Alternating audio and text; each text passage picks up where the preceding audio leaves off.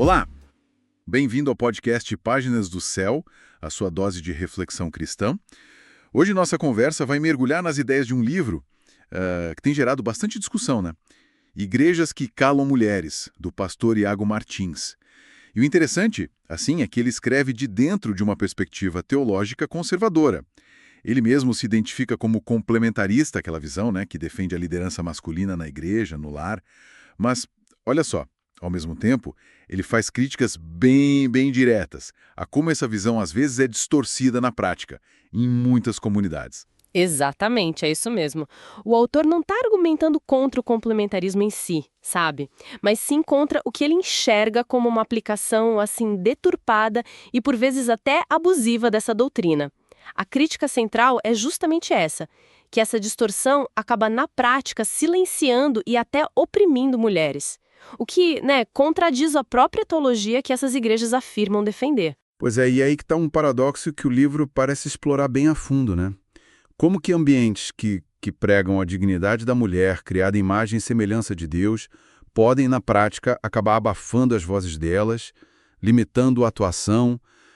O autor sugere que, em parte, isso vem de uma reação um pouco exagerada a certos movimentos sociais, tipo o feminismo, e aí acaba caindo num legalismo. Isso, num excesso de regras, né?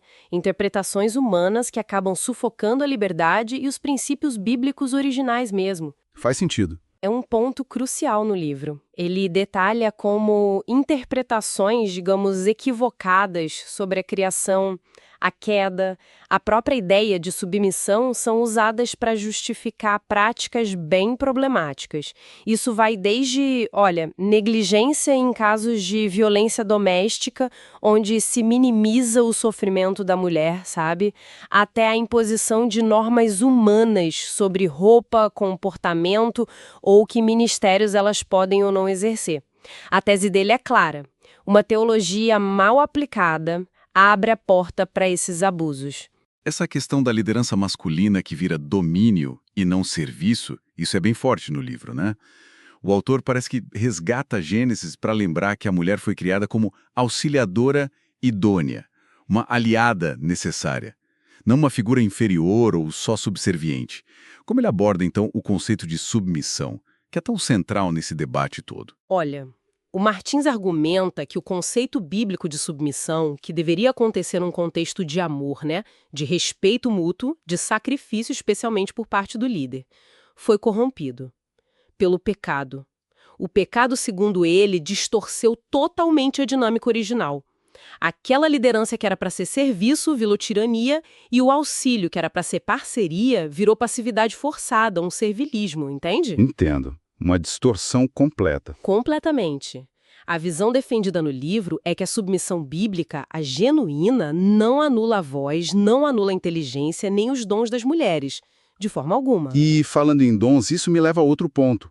Mesmo o autor mantendo essa posição complementarista, e sendo contrário à ordenação de mulheres ao pastorado, ele critica forte a ideia de que o papel da mulher fica restrito só ao lar ou a funções femininas, certo?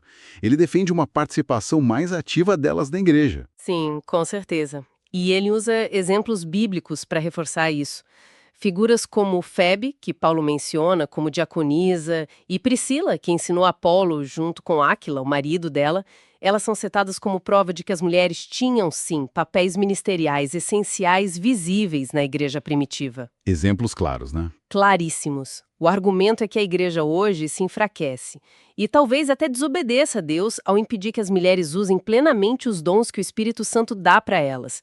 Elas são vistas como coparticipantes vitais na missão do reino. Outro ponto de denúncia que me pareceu bem sério no livro é a forma como algumas igrejas lidam com o abuso, priorizando, muitas vezes, a reputação da instituição em vez de proteger e acolher quem sofreu o abuso. Isso é tratado com muita gravidade, sim. O autor expõe como essa cultura do silêncio pode ser devastadora.